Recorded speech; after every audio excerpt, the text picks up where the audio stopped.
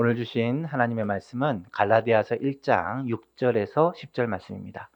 갈라디아서 1장 6절에서 10절 말씀 한 절씩 교독하겠습니다.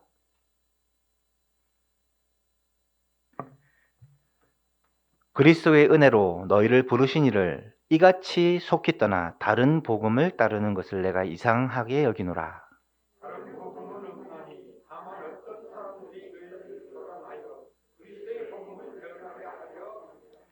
그러나 우리나 혹은 하늘로부터 온 천사라도 우리가 너에게 전한 복음 외에 다른 복음을 전하면 저주를 받을지어다.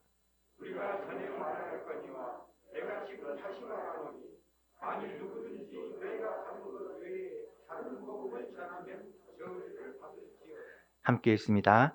이제 내가 사람들에게 좋게 하랴, 하나님께 좋게 하랴, 사람들에게 기쁨을 구하랴.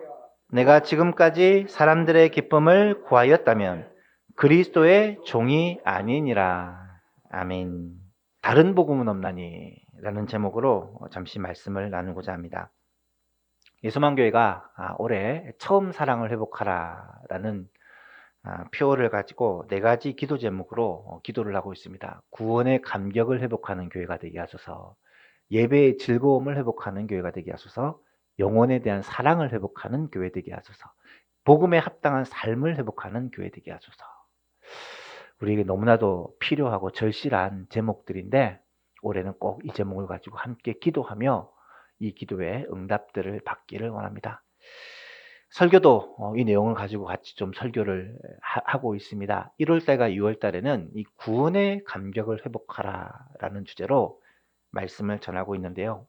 1월에는 이 에베소서 말씀을 통하여 우리가 구원받은 하나님의 은혜에 대해서 함께 좀 생각을 해보았고, 2월에는 이 갈라디아서 말씀을 통해 이 내용을 한번 생각해 보려고 합니다.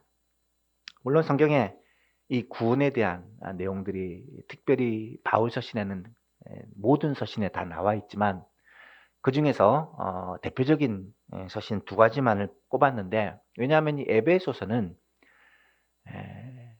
바울이 4차 전도여행이라고 하죠. 사실은 로마에 가는 전도여행인데 로마에서 갇힙니다. 감옥에서 한 2년 정도를 지내며 찾아오는 사람들에게 복음을 전하죠. 그게 이제 4차 전도여행이라고 부릅니다. 로마에서 옥에 갇혀 있는 동안 편지를 4개를 쓰는데 그 4개가 옥중서신이라고 불리는 에베소서, 빌립보서, 골로새서, 빌레몬서입니다.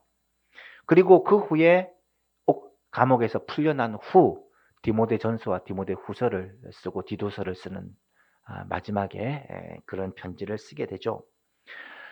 이 옥중서신은 바울이 나이가 많았을 때, 4차 전도여행을 할 때니까 나이가 많을 때죠. 거의 60에 가까운 나이가 되었을 때.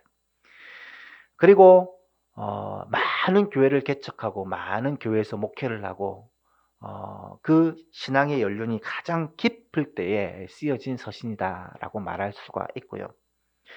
또한 이 에베소 교회는 특별한 교회입니다. 여러 번 말씀을 드렸지만 바울이 가장 오랫동안 머물면서 복음을 전했던 교회고, 특별히 두란노 소원이라는 곳에서 날마다 하나님의 말씀을 가르치는 일을 만 2년 동안이나 지속했던, 어떻게 보면 이 에베소 교회는 바울의 그 목회의 정점을 이루었던 교회라고 말할 수 있습니다. 3차 전도여행 중에 개척했던 교회고, 이 에베소 교회에서 복음을 전함으로 소위 아시아 7교회가 다 에베소 교회 근처에 있는 교회들인데 아마 에베소에서 복음을 전하면서 바울을 통해 또는 바울에서 배운 사람들을 통해 개척된 교회다라고 말할 수가 있습니다.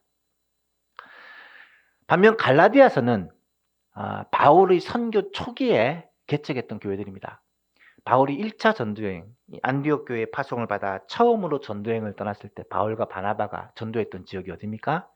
바로 루스드라, 이고니온, 더베 이런 지역이죠. 이런 지역을 갈라디아 지역이다라고 표현을 합니다. 그리고 이 갈라디아 지역에 바울이 보낸 편지가 갈라디아서이죠. 물론 이 갈라디아 지방은 바울이 2차 전도여행 때도 들렀고 3차 전도여행 때도 들릅니다. 처음에 개척한 교회요. 어쩌면 바울의 마음이 굉장히 많이 가 있는 교회다라고 말할 수가 있죠. 그래서 갈라디아에 있는 교회들에게 갈라디아서 편지를 보내는데, 이 편지도 바울의 서신서 중에 이게 앞쪽에 3차 전도여행 때 아마 쓴 것인데 앞쪽에 해당하는 서신서다라고 말할 수가 있습니다. 올해 우리 예수만교회 표어가 처음 사랑을 회복하라라는 표어인데요. 예수만교회가 처음 설립될 때 처음 마음, 처음 사랑을 우리가 기억해 볼 필요가 있죠. 어쩌면 우리 예수만교회 올해 표어와 가장 잘 어울리는 교회가 어쩌면 갈라디아 교회가 아닐까. 루스드라, 이고니온, 더베 이런 지역에 있는 교회들이 바울이 처음으로 개척하면서 얼마나 열정적으로 얼마나 사랑을 가지고 개척을 하며 복음을 전했겠습니까? 얼마나 많은 핍박을 당했는지 루스드라에서는 돌에 맞아 죽을 뻔한 것을 다시 살아나기도 했고, 비시디의 안디옥이나 이고니온, 더베 어디를 가도 많은 핍박을 받으면서 복음을 전했던 지역이기도 합니다. 처음으로 파송대 갔던 지역이고, 처음으로 복음을 전했던 지역이고, 처음으로 많은 사람들이 믿었던 열매를 얻었던 지역이고, 처음으로 교회가 세워졌던 지역이니만큼 사도 바울의 사랑과 애정이 듬뿍 담긴 지역이 어쩌면 갈라디아 지역에 있는 교회들이 아니었을까. 그래서 갈라디아서의 내용을 읽어보면 이 에베소서의 내용과 같이 아주 원숙함이나 신학적으로 깊은 내용은 좀 적지만, 그럼에도 불구하고 바울의 굉장한 단호한 자세, 확신에 찬 권면, 가장 열정적인 모습이 이 갈라디아서에 나타나는 것을 보게 됩니다. 우리가 처음 사랑을 회복하고 처음 마음을 다시 가지기 위해서 이 갈라디아서를 살펴보면서 이 바울의 그 마음 열정들을 다시 느꼈으면 좋겠고, 오늘 우리 교회에 주신 말씀이다 라고 생각하고 붙잡고 이 말씀을 통해 처음 사랑을 회복하는 놀라운 은혜가 있기를 간절히 소망합니다. 갈라디아서를 시작하면서 처음에 서론을 합니다. 누가 누구에게 편지를 보낸다? 문안인사. 이거는 바울 자신의 공통적으로 나오는 내용이고요. 서론을 딱 마치자마자 바로 한 것이 무엇이냐? 하나님을 찬양하고 난 뒤에 6절부터 10절 오늘 본문의 내용이 나타나는데, 갈라디아 교회 성도들을 굉장히 엄하게 꾸짖습니다. 이 편지를 시작하자마자 보통 감사, 너희에게 이렇게 한 것이 감사하다 이런 내용을 써야 되는데 편지를 시작하자마자 꾸짖는 내용을 씁니다. 어떤 내용입니까? 그리스도의 은혜로 너희를 부르신 이를 이같이 속히 떠나 다른 복음을 따르는 것을 내가 이상하게 여기노라. 다른 복음은 없나니 다만 어떤 사람들이 너희를 교란하여 꿰어서 그리스도의 복음을 변질되게 변하게 하는 것이다. 그러나 우리나 혹은 하늘로부터 온 천사라도 어떤 사역자나 어떤 교사나 어떤 목회자나 어떤 사람이라도 우리가 너희에게 전한 그 복음 외에 다른 복음을 전하면 저주를 받을지어다. 우리가 전에 말하였거니와 다시 말하노니, 이 말은 전에도 갈라디아 교회에게 여러 번 말씀했다는 거예요. 다른 복음을 전하면 저주를 받는다. 다른 복음은 없다.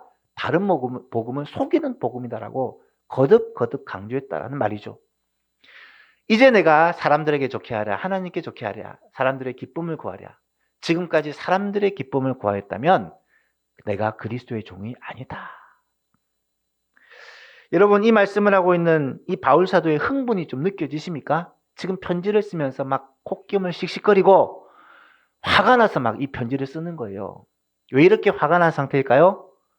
갈라디아 교회 성도들이 다른 복음을 따른다는 소식을 들었기 때문에. 바울이 떠나고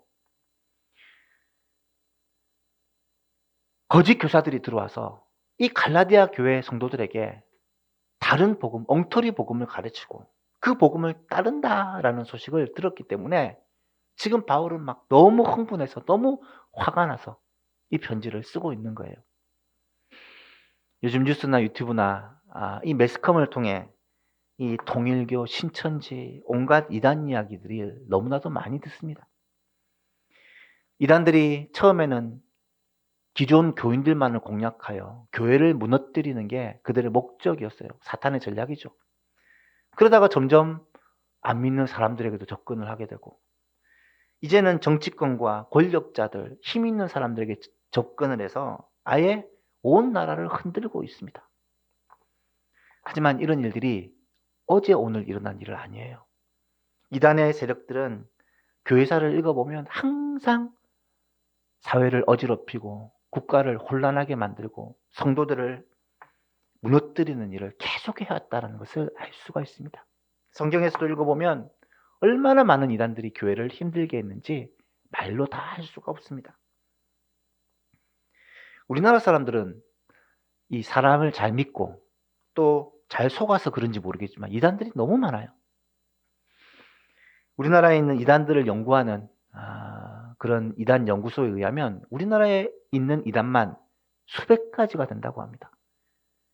자신을 그리스도라고 주장하는 사람들만 30명이 넘는데요. 그 중에 많은 단체들은 정상적인 종교단체로 위장을 해서 버젓이 활동을 하고 있는 거예요. 통일교나 신천지도 그러하지만 JMS라든지 여호와 증인, 박태선 전도관, 안상훈 증례, 하나님의 교회라고 하죠. 이런 것들도 지금 버젓이 활동을 하고 있고 수십만 명씩 가입되어서 사회 혼란을 야기하는 세력으로 커가고 있습니다. 물론 기존 교회의 안타까움으로 말미암아 이런 일이 벌어지기도 하지만 이 이단에 대해서 성경은 끊임없이 경계할 것을 우리에게 요구합니다. 여러분 혹시 이단과 사이비의 차이를 아십니까? 이단이라는 것은 달을 이 끝단자를 써가지고 처음에는 같은데 나중에 달라지는 것을 이단이라고 해요. 사이비는 비슷한 것 같으나 사실은 아닌 것, 이것을 사이비라고 합니다. 어떻게 보면 비슷한 말 같기도 하지만 조금의 차이가 있어요. 이단은 같은 출발을 했지만 다른 길을 가는 거예요. 기독교에서 출발했지만 잘못된 길을 가는 천주교와 같은 것이 이단이죠. 오순절파, 문제가 많은 이단입니다. 몰몬교는 완전히 다른 데로 가버렸죠. 기독교에서 출발했지만 다른 데로 가버린 그런 이단 교회들이 우리나라에 너무 많잖아요. 하지만 이 이단이 사이비가 될 때가 있습니다. 사이비는 뭐냐? 이거는 종교라고 말할 수 없는 반윤리적이고 반사회적이고 범죄 집단이라고 말할 수 있는 그러한 단체를 사이비라고 합니다. 이단과 사이비는 공통점이 있는데 그것이 기독교랑 비슷하다는 거예요. 기독교랑 비슷하다는 거예요. 비슷하니까 교회 안에 슬며시 들어와서 많은 사람을 미혹하는 거죠. 비슷해 보이니까 처음에는 관심을 가지다가 믿는 사람들이 점점 이 이단의 사상에 흔들리고 빠지게 되는 경우를 보게 됩니다. 여러분, 이단이나 사이비가 왜 심각한 문제인 줄 아십니까? 이단에 빠지면 구원을 못 받기 때문에 그래요. 구원을 못 받기 때문에. 잘못된 복음을 전하기 때문에, 복음의 진리를 변질시키기 때문에 구원을 못 받는 거예요. 여러분, 교회가 여러 가지 교파가 나누인 것은 참 가슴 아픈 일이지만 우리나라에 교파가 너무 많잖아요. 이 교파들이 나누어지는 것은 역사적인 어떤 사건 때문이거나 아니면 사소한 교리의 문제로 교파들이 나뉘는 경우가 있어요. 하지만 이런 교파들은 사실은 복음은 변질하지 않고 공유하기 때문에 뜻만 같다면 언제든지 다시 합쳐질 수가 있습니다. 대표적으로 고신과 고려파가 합해졌고요. 지금 또 순장도 고신과 합해집니다. 이런 연합이 일어날 수가 있습니다. 하지만 만약에 다른 것이 복음의 문제라면, 이 복음의 진리에 해당되는 거라면 이거는 아주 심각한 문제가 되는 거예요. 오늘 본문에서 바울은 그들이 지금 변질시키는 것이 어떤 가르침의 내용이나 어떤 교리의 내용이 아니라 복음의 문제라는 걸 알았기 때문에 너무너무 화가 나서 너무너무 안타까운 마음으로 지금 갈라디아 교회에 편지를 보내고 있는 것입니다. 다시 한번 볼까요?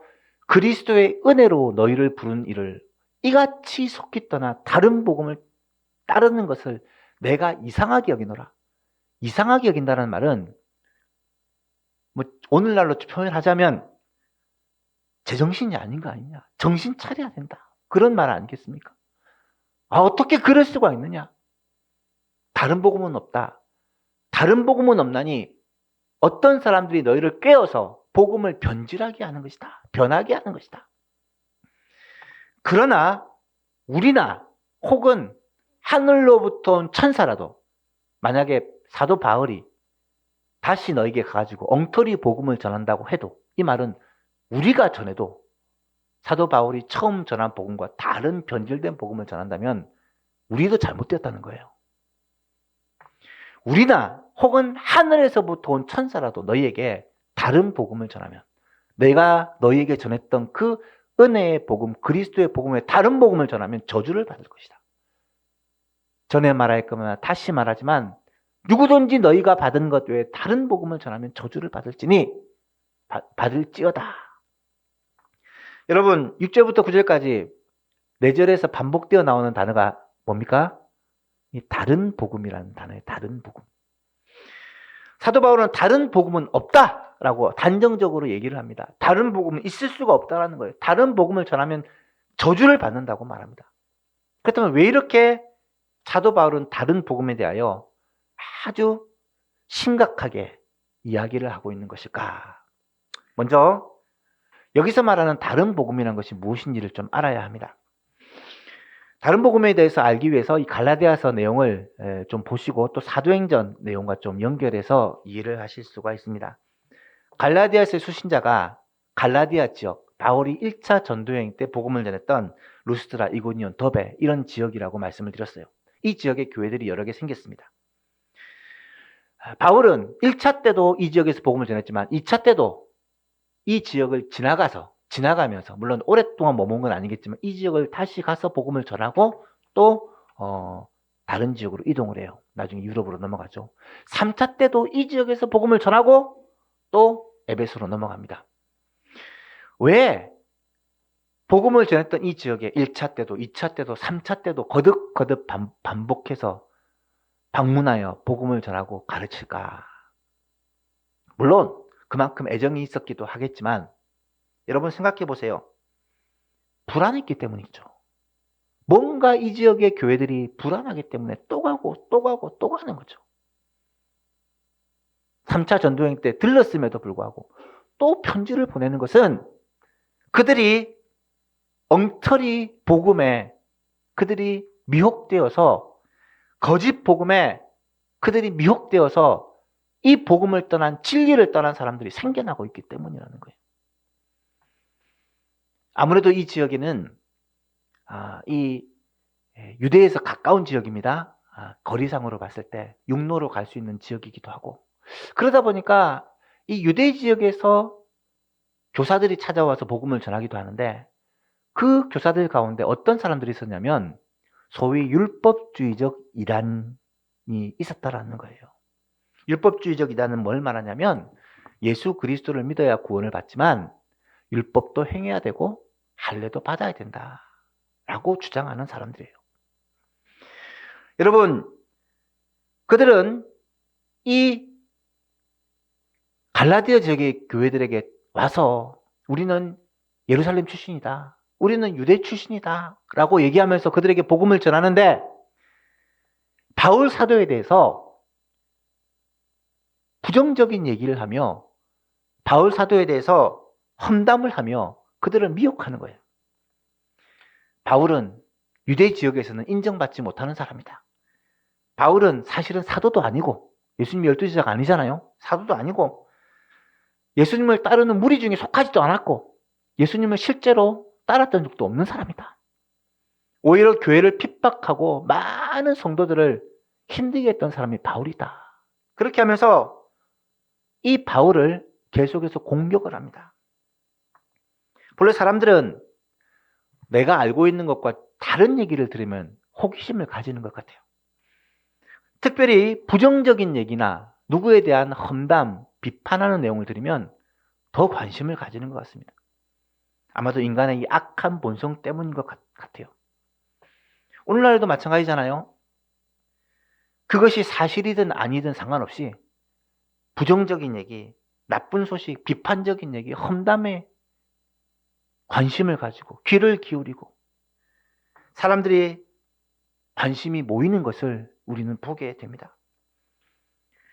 진실이든 아니든 별로 상관이 없이 계속해서 비판하고 험담하고 악한 소문을 퍼뜨리면 결국 사람들은 그렇게 믿게 되는 거예요. 뉴스나 이 매스컴들을 접하는 게 두려운 이유가 워낙 악한 얘기, 부정적인 얘기, 남을 비판하고 깎아내리는 얘기로 가득하기 때문에 이 부정적인 힘이 얼마나 강한지를 오늘 우리는 실감을 하고 있습니다. 바울이 세운 갈라디아 교회들에 가만히 들어온 사람들도 바로 그런 일을 한 거예요. 바울을 공격해서 바울에 대한 신뢰를 좀 떨어뜨리고 바울이 전한 복음에 대해서 흔들기 시작합니다. 처음에는 에이 말도 안 돼 했다가 자꾸 그렇게 얘기를 하니까 그런가? 나중에는 바울이 전했던 그 복음이 흔들리기 시작하고 그들이 전하는 가르침에 귀를 기울이게 되더라는 거예요. 여러분, 율법주의가 왜 심각한 문제인지 아십니까? 율법주의적 이단은요, 예수 그리스도의 은혜로 말미암아 얻는 구속에 대하여 충분하지 않다라고 얘기를 하는 거예요. 예수님의 십자가만으로는 우리가 충분히 구원을 받을 수 없다라는 거예요. 우리가 무언가를 해야 된다는 거예요. 율법을 행해야 된다는 거예요. 유대인으로 개종을 해야 된다는 거예요. 우리의 노력도 필요하다는 거예요. 여러분, 예수를 믿는 것 같고는 안 돼. 우리의 삶도 하나님의 말씀대로 뜻대로 살아야 그게 진짜 믿음이지. 그럴듯하고 맞는 것 같이 보이죠. 계속해서 복음의 본질, 예수 그리스도의 십자가 은혜를 흔들기 시작하니까 이 사람들이 그만 미혹에 빠져서 그런가? 바울이 전한 그 은혜의 복음을 버리게 된 거예요. 두 번째로 다른 복음이 왜 그렇게 심각한 문제인가 말씀을 드렸죠. 다른 복음을 전하는 것은요, 단순히 생명이나 건강, 재산, 가정을 파괴하고 이 정도에 그치는 게 아니라 구원을 받지 못하게 하고 영생을 얻지 못하게 하는 영원한 지옥에 떨어지게 하는 결과가 나타나기 때문입니다. 오늘날의 이단과 사이비가 왜 심각한 문제냐? 세상 사람들은 이단과 사이비가 사회적 불안을 조장하고 사회에서 여러 가지 반윤리적인, 반사회적인 일을 일으키고 이런 얘기를 하지만 사실 그것은 별 문제가 아니에요. 진짜 심각한 문제는 이단에 빠지면 구원을 못 받는다니까요. 이단에 빠지면 천국에 들어갈 수 없다니까요. 이단에 빠지면 영생을 얻지 못한다니까요. 이게 진짜 문제라는 거예요. 다른 복음을 전하는 이단들, 다른 복음을 가르치는 사람들, 그리고 그 복음에 미혹되어 따라가는 사람들도 하나님의 이 구원의 은총에 제외되어 버리고 예수 그리스도의 구속의 은혜를 헛되게 만드는, 어쩌면 예수 그리스도의 원수가 되는 거예요. 복음의 원수가 되는 거예요. 그래서 자기 인생을 송두리째 망치는 것뿐만 아니라 영생을 얻지 못하고 영원한 형벌에 처하게 되는 너무나도 비참한 결과를 맞게 된다는 거죠. 제가 이렇게 말씀드릴 수 있는 것은 전에 함께 신앙생활했던 사람들 중에 이단에 빠져 멸망으로 가는 사람들이 여러 명 있었기 때문이에요. 이 사태의 심각성을 너무 잘 알고 있는 바울 사도는 갈라디아 교회의 창립자로서 갈라디아 교회를 세우고 그 처음 그들에게 복음을 전한 이 전도자로서 애타게 그들을 향하여 경고하고 있는 거예요. 6절을 다시 보시면 그리스도의 은혜로 너희를 부르신 이를 이같이 속히 떠나 다른 복음 따르는 것을 내가 이상하게 여기노라. 이상하게 여기노라. 아니 지금 정신이 있나? 아니 어떻게 이럴 수가 있나? 정신 차리라는 거죠. 사랑하는 여러분, 하나님께서는 율법의 행위나 양심의 행위나 어떤 종교적 행위로 우리를 구원하신 것이 아닙니다. 하나님의 무한하신 사랑으로 예수 그리스도의 십자가 구속의 사건으로 은혜로 우리를 구원하신다는 것이 성경이 가르치는 가장 중요한 복음입니다. 아무리 흉악한 죄인이라도, 아무리 악한 삶을 살았던 자라도 예수 그리스도의 은혜를 붙들고 하나님 앞에 나아오면, 회개하고 예수님을 나의 구주로 나의 주로 믿으면 구원을 받을 수 있다는 것이 이게 은혜의 복음이에요. 7절에 말하기를 다른 복음은 없다. 다만 어떤 사람들이 너희를 깨어서 복음을 변질시킬 뿐이다. 그렇습니다. 이 은혜의 복음 외에 다른 복음은 있을 수가 없다라는 거예요. 거짓 교사들이 가르치는 것처럼 예수도 믿어야 되지만 할례도 행하고 율법도 행해야 된다. 유대인이 돼야 된다. 하나님의 백성이 돼야 된다.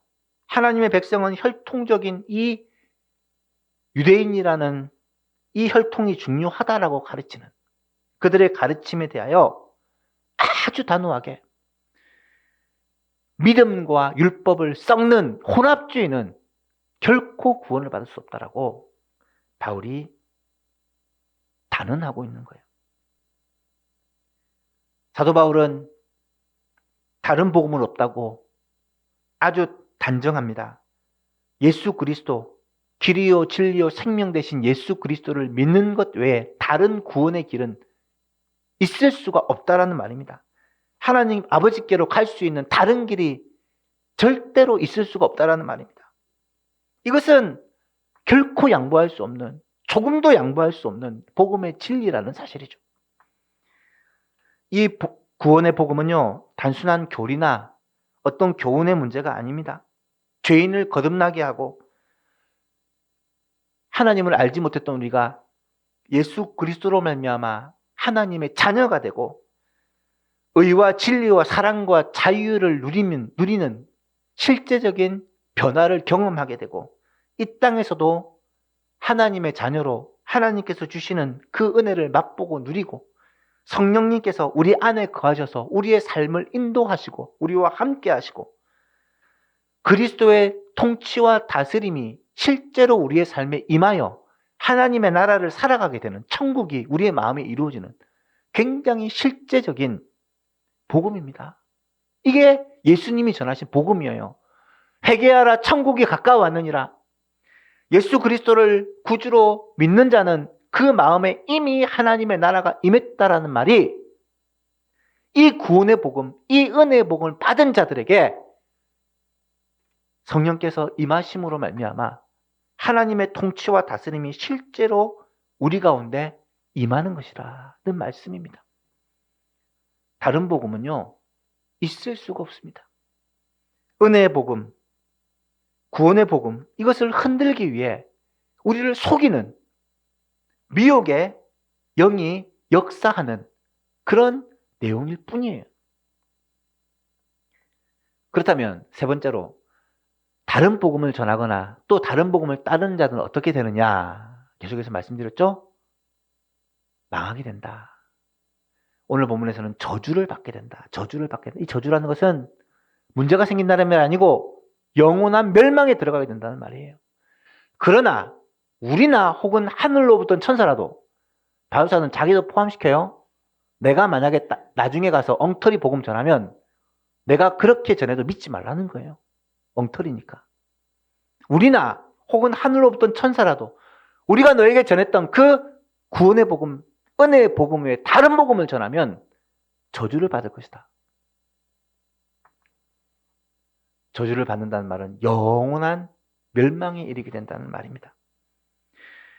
바울이 전한 복음은 그리스도의 은혜의 복음이라고 말씀드렸습니다. 예수 그리스도께서 하나님의 뜻에 따라 인류의 모든 죄를 대신 지시고 십자가에서 죽으심으로 말미암아 죄와 사망의 권세를 다 깨뜨리시고 부활하심으로 말미암아 우리에게 영원한 생명을 주신 사건, 우리의 죄의 문제를 완전히 해결해 주신 사건, 이 사실을 우리가 믿음으로 말미암아 예수 그리스도의 그 십자가 구속사역인 나를 위한 하나님의 역사라는 것을 믿음으로 말미암아 구원을 받는, 예수 그리스도를 나의 구주로 믿고 구원받는 이것 외에는 다 다른 복음이라는 거예요. 엉터리 복음이라는 것이 있을 수가 없는 거란 말이죠. 사도행전 4장에도 다른 이로서는 구원을 받을 수 없나니 천하 사람 중에 구원을 받을 만한 다른 이름을 우리에게 주신 일이 없습니다.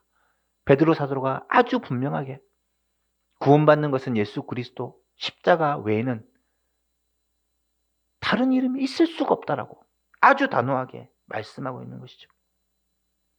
사랑하는 예수 성도 여러분, 다른 복음을 따르는 자, 다른 복음을 전하는 자, 하나님의 저주를 받게 된다. 반드시 멸망하게 된다는 사실을 꼭 기억할 수 있기를 바랍니다. 누가 와가지고 지금까지 들어보지 못한 좀 신기한 얘기를 한다. 여러분 왜 그럴까요? 이단이니까. 다른 복음이니까 그런 거예요. 지금까지 들어왔던, 여러분이 들어왔던 그 십자가 복음, 은혜의 복음, 예수 그리스도를 통한 구원 외에 다른 얘기를 들으면 여러분 그것이 잘못되었다는 영적인 분별을 할 수 있기를 바랍니다. 미혹하는 영이 얼마나 교묘하게 우리를 흔든지 모릅니다. 하지만 늘 기도하고 영적으로 깨어있으면 다른 복음을 들으면 바로 분별이 돼요. 이상합니다. 영적으로 깊은 잠에 빠져서 뭔가 불만과 불평으로 가득 차 있으면 다른 복음을 들으면 솔깃하고 마음이 흔들릴 수 있어요. 사랑하는 예수만교인 여러분, 우리 예수만교회는 정말 단 한 사람도 다른 복음, 잘못된 복음, 이단의 사이비에 현혹되는 사람이 없기를 예수님의 이름으로 축복합니다. 마지막으로 그렇다면 우리는 어떻게 복음을 전해야 할까? 10절 말씀을 한번 봅시다. 이제 내가 사람들에게 좋게 하랴, 하나님께 좋게 하랴, 사람들에게 기쁨을 구하랴. 내가 지금까지 사람들의 기쁨을 구하였다면 그리스도의 종이 아니니라. 여러분 바울사도는요, 자신은 어떻게 복음을 전하는지 자신의 솔직한 마음을 이렇게 고백합니다. 여러분 이 말씀은요, 사실 목회자인 제가 받아야 될 말씀이고요. 또 하나님의 말씀을 가르치고 복음을 전하는 우리 선생님들, 구역장님들이 꼭 기억해야 될 말씀이기도 해요. 왜냐하면 우리는 끊임없이 사람들의 눈을 의식하고 사람들에게 비율을 맞추려는 미혹을 받기 때문입니다. 직장인들은 사장님에게 월급을 받기 때문에 사장의 눈치를 봐야 돼요. 정치인들은 국민들로부터 표를 받기 때문에 국민들의 눈치를 봅니다. 그런데요, 말씀 전하는 사역자는 사람들의 눈치를 보면 안 돼요. 적어도 복음에 대한 말씀을 전할 때는 복음 그 자체를 순수하게 전해야 됩니다. 왜요? 지금 우리는 사람들에게 더 좋은 길, 편한 길을 소개하는 게 아니잖아요. 구원을 받을 수 있는 길, 영생을 누릴 수 있는 길, 생명을 얻는 길을 소개하는 거잖아요. 이거는 양보할 수 있는 문제가 아니라는 거예요. 이거는 협상할 수 있는 문제가 아니라는 거예요. 사랑하는 여러분, 이 자리에 계신 여러분 모두도 복음 전도자라는 사실을 기억할 수 있기를 바랍니다. 우리가 다 복음 전도자잖아요. 예수님께 사명을 받은 복음 전도자잖아요. 적어도 복음 전도에 있어서는 타협이 있어서는 안 돼요. 사람들의 눈치를 봐서는 안 됩니다. 이것은 좋고 싫고의 문제가 아니고 죽느냐 사느냐 문제이기 때문에 예수 그리스도를 나의 구주로 영접하지 못하면 죽는 것이기 때문에 사랑하는 가족이라도 사랑하는 자녀라도 아무리 좋은 관계를 갖고 있는 사람, 아무리 원수 관계에 있는 사람이라도 그 사람이 예수 믿지 않으면, 예수님을 구주로 영접하지 않으면 지옥 가는데, 영원히 멸망에 들어가는데, 이거는 타협할 수 있는 문제가 아니라는 사실이에요. 예수 그리스도의 은혜의 복음 외에 다른 복음은 있을 수가 없다. 바울 사도는 내가 사람에게 좋게 하랴, 하나님께 좋게 하랴. 다른 것은 내가 다 맞추고, 다 손해보고, 다 사람들에게 덕을 위해 살겠지만 복음에 있어서만은 내가 절대로 사람들의 눈치를 보지 않고 하나님께만 충성하는 전도자가 되겠다. 이 다짐과 헌신이 오늘 우리에게도 있을 수 있기를 예수님의 이름으로 축복합니다. 말씀을 맺고자 합니다. 오늘날 다른 복음이 어쩌면 판을 치는 시대입니다. 교회 밖에도 이단이 많지만요. 교회 안에도 이단이 많아요. 이것을 끊임없이 고민하고 기도하며 분별해내야 되고, 특별히 당회의 책무 중에 가장 중요한 것 중에 하나가 교회 안에 들어온 이단을 분별하고 이것을 끊어내는 거예요. 에베소 교회가 하나님으로부터 칭찬을 받죠. 그것이 그들이 이단을 잘 분별하여 끊어냈기 때문이에요. 하지만 책망을 받죠. 처음 사랑을 잃어버렸기 때문에. 우리의 소망교회는 거짓된 복음, 잘못된 복음도 잘 분별하여 끊어내고 또 처음 사랑과 처음 열정도 잃지 않는 그런 좋은 교회가 될 수 있기를 예수님의 이름으로 축복합니다.